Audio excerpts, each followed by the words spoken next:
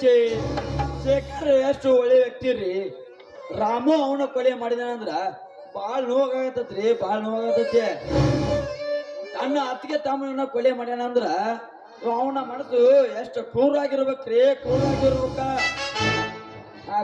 ಅವನ ಯಾರ ನಂಬೋದು, ಯಾರ ಬಿಡೋದು? ಜೊತೆಗಿದ್ದಾರ ದುಶ್ಮನಕ್ಕರಿ ಕಾಲ್ದಾಗ. ಜಗಪ್ಪ, ನಾಲ್ಗೆ ಬೇಗೆ ಹಿಡ್ದವಿಲ್ಲಿ. ನಾವು ಕೊಲೆ ಮಾಡೋದಕ್ಕೆ ಸಾಧ್ಯನೇ ಇಲ್ಲ. ನಾನು ಹಂಗ ತಿಂದಿನ್ರಿ ಅಮ್ಮವ್ರ. ಒಂದ ಓಡಿ ಹೋಗ ಸಿಕ್ಕಾನಂತ್ರಿ ಆ ರಾಮು. ರಡ್ಡನ್ನಾಗಿ ಕುಳಿದಕ್ಕೆ ಸಿಕ್ಕಾನಂತ್ರಿ ರಾಮು. ಇಲ್ಲ ಜಗಪ್ಪ, ಇದರಲ್ಲಿ ಏನೋ ಮೋಸವಿದೆ. ಆದ್ರೆ ಆ ರಾಮು ಪೊಲೀಸ್ ಆಗ್ಬೇಕು ಅಂತ ಹಗಲು ರಾತ್ರಿ ಕನಸ್ಕೊಂಡವನು. ಅವನು ಕೊಲೆ ಮಾಡ್ತಾನೆ. ಇಲ್ಲ, ಸಾಧ್ಯವೇ ಇಲ್ಲ. ಕೆಲವು ಸಾರಿ ನಮ್ ಕಣ್ಣುಗಳೇ ನಮ್ ಮೋಸ ಮಾಡ್ತಾವ್ರಿ ಅಮ್ಮವ್ರ. ಅದು ಹಾಲು ಅಂತ ಮುಟ್ಟದಾಗ ಗೊತ್ತಾಗೋದ್ರಿ ಅದು ಹಾಲಾಲ ಅಂತ. ಪಾಪ ಶೇಖರ್ ಎಷ್ಟು ಚೆನ್ನಾಗಿ ಮನೆ ತುಂಬಾ ಓಡಾಡ್ಕೊಂಡು ಇರ್ತಿದ್ರಿ. ಈಗ ಅವನು ಇಲ್ಲ ಅಂದ್ರ ಮನೆ ಎಲ್ಲ ಖಾಲಿ ಖಾಲಿ ರೀ, ಖಾಲಿ ಖಾಲಿ ರೀ. ವಿಧಿ ಯಾರನ್ನ ಯಾವ ಬೇಕಾದ್ರೂ ತಗೋತದ್ರಿ. ನಿಜವಾಗ್ಲು ರಾಮು ಕೊಲೆ ಮಾಡಿದ್ದಾನೆ ಅಂತೀಯ? ಇನ್ನು ಏನ್ರಿ ಅನುಮಾನ್ರಿ ಅಮ್ಮವ್ರ? ಕೊಲೆ ಕೊಂದು ಓಡಿ ಹೋಗ ಸಿಕ್ಕಣಂತ್ರಿ ಆ ಬದ್ಮಾಸ. ಇವ್ರಿಗೆಲ್ಲ ಮನುಷ್ಯರ ಜೀವನ ಬೆಲೆನ ಗೊತ್ತಿಲ್ರಿ.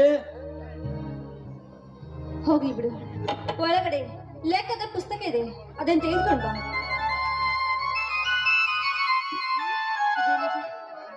ರಾಮು ಕೊಲೆ ಮಾಡಿರಲಿ ಅಂದ್ರೆ ಇವರಿಬ್ರು ನನ್ನ ಪ್ರೀತಿಯ ಸಲುವಾಗಿ ಕೊಲೆ ಮಾಡಿರುವರೆ. ನಾನು ರಾಮನ ಪ್ರೀತಿ ಮಾಡದೆ ಹೋಗಿದ್ರೆ ಖಂಡಿತವಾಗ್ಲೂ ಶೇಖರ ಬದುಕುಳಿತಿದ್ದ. ಯಾಕೆ ರಾಮು, ಯಾಕೆ ಈ ರೀತಿ ಮಾಡಿದೆ ನನಗೊಂದು ತಿಳಿತಾ ಇಲ್ಲ. ನಾನು ನಿನ್ನ ಬಗ್ಗೆ ಎಷ್ಟು ಕನಸು ಕಾಣ್ತಾ ಇದ್ದೆ, ಆ ಕನಸೆಲ್ಲ ನುಚ್ಚು ನೂರು ಮಾಡ್ಬಿಟ್ಟಿಲ್ಲ ನೀನು. ಕಂಡಿದ್ದು ಸುಳ್ಳಾಗಬಹುದು, ಕೇಳಿದ್ದು ಸುಳ್ಳಾಗಬಹುದು, ನಿಧಾನಿಸಿ ಯೋಚಿಸಿದಾಗ ಸಣ್ಣವಿದ್ದಾಗ ಶಾಲೆ ಹೇಳ್ಕೊಡ್ತಿದ್ರು. ಹಾವ ಮುಗಿಸಿ ಕತ್ತಿ ಹಂಗಾಗೈತ್ರಿ. ಆತರದೊಳಗ ಯಾವ ತೀರ್ಮಾನಕ್ಕೂ ಬರ್ಬಾರ್ದ್ರಿ ಅಮ್ಮ. ಯಾಕಂದ್ರ ನೀವು ರಾಮು ತೋಟದಲ್ಲಿ ಮಾತಾಡ್ಕೊಂಡ ನಾನು ಪಟೇಲ್ರು ಕೇಳಿಸ್ಕೊಂಡೇವಿ. ಆದ್ರ ದುರ್ದೈವ ಏನ್ ಮಾಡುದು, ಹಣೆ ಬರ ಹಿಂಗಾಗಿ ಹೋಯ್ತ್ರಿ. ನಾನು ಪ್ರೀತಿ ಮಾಡ್ತಿರೋ ವಿಷಯ ಅಪ್ಪಾಜಿ ಅವ್ರಿಗೆ ಗೊತ್ತಿತ್ತೆ. ಅವ್ರಿಗೆ ಗೊತ್ತಿದ್ರೆ ಅವರೇ ಕೇಳಿಲ್ಲ. ಯವ್ವಾ, ನೀವಾಗಲೇ ಬಂದು ಹೇಳಿ ಅಂತೇಳಿ ಪಾಪ ಅವರು ಸುಮ್ಮಿದ್ರ. ಆದ್ರೆ ಏನ್ ಮಾಡುದು, ಅಷ್ಟ್ರೊಳಗ ಇಷ್ಟೆಲ್ಲ ಹಕ್ಕಿಕತ್ತಿ ಆತ. ಆದ್ರೆ ಈಗ ನಾನು ಹೇಗೆ ಹೇಳ್ಬೇಕು? ನಾನು ಪ್ರೀತಿ ಮಾಡ್ತಿದ್ದೆ ಅಂತ ಹೇಳಿದ್ರೆ ಅವನೀಗ ಕೊಲೆಗಾರ. ಹಾಲಿನಲ್ಲಿ ಹುಳಿ ಹಿಂಡಿದಂತಾಯ್ತು ನನ್ನ ಜೀವನ. ದುಡಿಕೆ ಯಾವ ತೀರ್ಮಾನಕ್ಕೂ ಬರ್ಬೇಡ್ರಿ. ಕೆಲವೊಂದ್ಸರಿ ನಮ್ಮ ಆತುರದೊಳಗ ಕಣ್ಣು ಮುಂದೆ ಹಗ್ಗ ಹಾವಿನಂಗ್ ಕಾಣ್ತೈತಿ. ಸಮಾಜದಿಂದ ವಿಚಾರಿಸಿ ಮಾಡಿದಾಗ ಹೆಪ್ಪ ಅವನಂಗ್ ಕಂಡಿದ್ದು ದಾರದಾಗ ಗೋಚಿಸ್ತೈತಿ. ಯಾವತ್ತು ಮನುಷ್ಯಾಗ ತಾಳ್ಮೆ ಇರ್ಬೇಕು. ವಿಮರ್ಶೆ ಮಾಡಿ ನೋಡಿದಾಗನ ಸತ್ಯ ಏನೋ ತಿಳಿತೈತ್ರಿ ಮರ, ಸತ್ಯ ಏನೋ ತಿಳಿತೈತಿ. ಆದ್ರೆ ಸಾಕ್ಷಿ ಸಮೇತ ಅರೆಸ್ಟ್ ಆಗಿದ್ದಾನಲ್ಲ, ಈಗ ಏನ್ ಮಾಡೋದು? ಅಮ್ಮವ್ರ, ನಮ್ಮ ಸಂವಿಧಾನ ಬಹಳ ವಿಚಿತ್ರ ಐತ್ರಿ.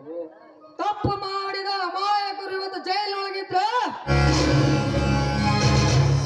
ತಪ್ಪು ಮಾಡಲಾರ್ದ ಎಷ್ಟೋ ತಪ್ಪು ಮಾಡಿದ ಎಷ್ಟೋ ದುಷ್ಟರು ಇವತ್ತು ನಮ್ಮ ಕಣ್ಣು ಮುಂದೆ ಅದಾರ. ನಮ್ಮ ಭಾರತ ಸಂವಿಧಾನ ಹೆಂಗೈತಂದ್ರ ಮಾನವತೆಗೆ ಬೆಲೆ ಇಲ್ರಿ, ಸಾಕ್ಷಿಗೆ ಬೆಲೆ ಐತಿ, ಸಾಕ್ಷಿಗೆ. ಅದಕ್ಕ ಬೆಳಿಗ್ಗೆ ಎದ್ದು ಕುಳೆನ ಕೋರ್ಟ್ನ್ಯಾಗ 1000 ಮಂದಿ ನಿಂದಿರ್ತಾರೆ ಸುಳ್ಳು ಸಾಕ್ಷಿ ಹೇಳಾಕ. ಇಂತ ಕಾನೂನು ಐತ್ರಿ ನಮ್ಮ ಭಾರತದೊಳಗ. ಯವ್ವ, ಯೋಚನೆ ಮಾಡ್ಬೇಡ್ರಿ. ಸತ್ಯ ಯಾವತ್ತೂ ಸಾಯಂಗಿಲ್ಲ. ತಡ ಅದು ಸತ್ಯಕ್ಕೆ ಜಯ ಸಿಕ್ಕೇ ಸಿಗ್ತದ. ಅದರಿಂದ ವಿಚಾರ ಮಾಡಿದಾಗ ಸತ್ಯ ನಮಗ್ ಗೊತ್ತಾಗಿ ಆಕತ್ರಿ.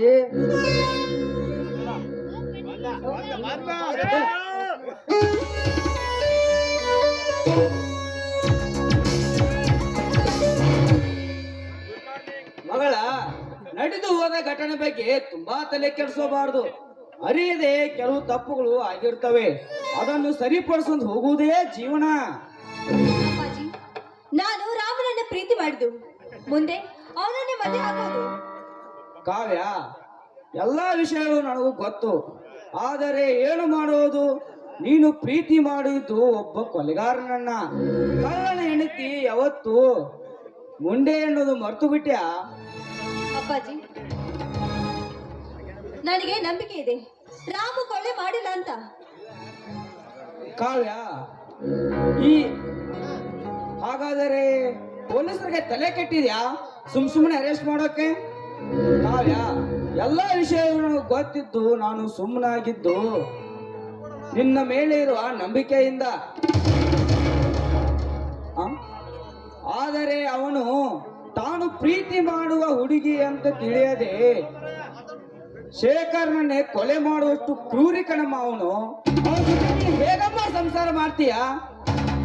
ಅಪ್ಪಾಜಿ, ಅದು ಕಾವ್ಯ, ಒಂದು ಸಾರಿ ಹೇಳಿ ನಿನಗೆ ಅರ್ಥ ಆಗೋದಿಲ್ಲವೇ?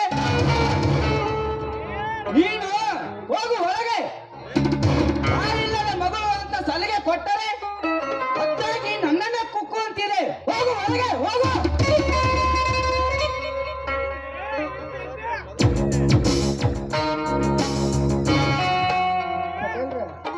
ಹಾ, ರಾಮು ಕೊಲೆ ಮಾಡ್ಲಿಲ್ಲ ಅಂತಂದ್ರೆ ರಾಮುಗ ನಿಮ್ಮ ಮಗಳ ಕೊಟ್ಟು ಮದುವೆ ಮಾಡ್ತಿದ್ರಿ. ಹಾಗ ಆಗಬಾರ್ದಂತ ತಾನೇ ಇಷ್ಟೆಲ್ಲ ಆಗಿತ್ತು. ಸುಂದರ ಹೆಣ್ಣಿಗೆ 1000 ಹೆಣ್ಣಿಗೆ 100 ಕಣ್ಣಂತೆ. ಹಾಗಂತ ಹಂಚೋಕೆ ಅದು ಧರ್ಮಶಾಸ್ತ್ರ ಸಿಗೋ ಪ್ರಸಾದ ಅನ್ಕೊಂಡಿದ್ಯಾ? ಅಂದ್ರ ಇದ್ರ ಹಿಂದೆ ಸೂತ್ರಧಾರಿ ಎಲ್ಲ ನೀವ, ಶೇಖರ್ನ ನೀವ. ಏ ಸುಳಿ ಮಗಳೇ, ನಾನು ಹೇಳ್ತಾನೋ ನೀನು ಎಲ್ಲಿ ಹೋಲಿಸ್ಕೋಬೇಡ. ನಿನ್ನ ಕೆಲಸ ಏನು? ಮನೆ ಕೆಲಸ ಮಾಡೋದು ಅಷ್ಟೇ, ಅಷ್ಟು ಮಾತ್ರ ಮಾಡು. ನನ್ನ ಮಗನೇ, ಮನೆ ಸಲಿಗೆ ಕೊಟ್ಟರೆ ಮನೆಗೆ ಒಳಗೆ ಬರುವಂತಿದೆ. ಎಲ್ಲಿ ಇಡಬೇಕು ಅಲ್ಲೇ ಇಡಬೇಕು. ನಿನ್ನ ಕೆಲಸ ಏನು ಅಷ್ಟು ಮಾತ್ರ ಮಾಡು.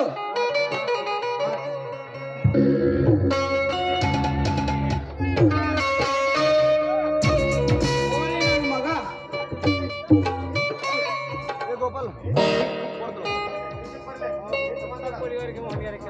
ಗೋಳಿ ನನ್ನ ಮಗ ಪಾಪ ಇರ್ಲಿ, ಏನು ಕೆಲಸ ಇಲ್ಲ ಅಂತ ಕೆಲಸ ಕೊಟ್ರೆ ಮಗ ಪತ್ತೇದಾರಿ ಕೆಲಸ ಮಾಡ್ತಾನೆ.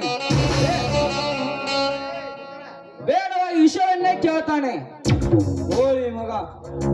ಕಾವ್ಯ, ಅಮ್ಮ ಕಾವ್ಯ,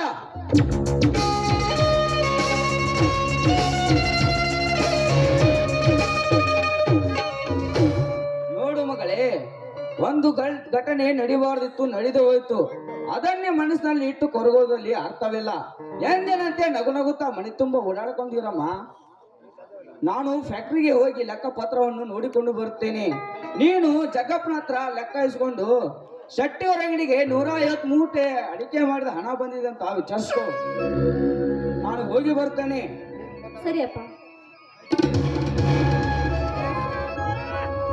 ರಾಮು ಅಂದ್ರೆ ರಾಮು ಸಿಗುವನಲ್ಲ. ಹೇಗಾದ್ರೂ ಮಾಡಿ ಅವನೊಬ್ಬ ನಿರಪರಾಧಿ ಅಂತ ನಾನು ಪ್ರೂವ್ ಮಾಡ್ಬೇಕು. ನಿನಗಾಗಿ ಒಂದು ಜೀವ ಕಾಯ್ತಾ ಇದೆ. ರಾಮು, ಆದಷ್ಟು ಬೇಗ ಬಾ. ಜಗಪ್ಪ, ಲೆಕ್ಕದ ಪುಸ್ತಕ ತೆಗೆದುಕೊಂಡು ಬಾ.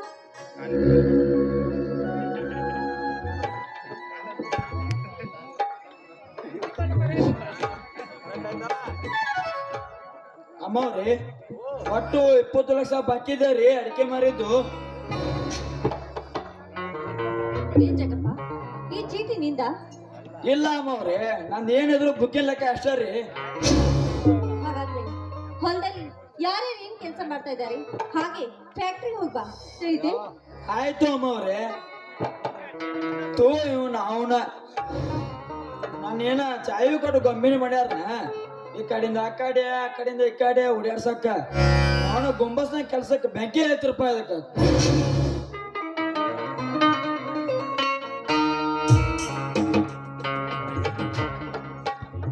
ಇದೇನಿದು?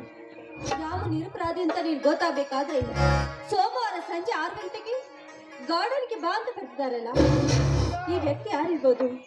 ಈ ವ್ಯಕ್ತಿಗೆ ಈ ವಿಷಯ ಎಲ್ಲ ಹೇಗೆ ಗೊತ್ತಿರ್ಬೋದು? ಅವನು ಯಾರೇ ಆಗಿರ್ಲಿ, ಅವನನ್ನು ಭೇಟಿಯಾಗಿ ಈ ವಿಷಯ ಏನಂತ ನಾನು ತಿಳಿದುಕೊಳ್ಳಬೇಕು. ಮುಂದೊಂದು ದಿನ ರಾಮು ನಾನು ರಾಜ ರಾಣಿಯಂತೆ ಬದುಕಲೇಬೇಕು. ರಾಮು, ಆದಷ್ಟು ಬೇಗ ನಾನು ನಿನ್ನ ಸೇರುವೆ.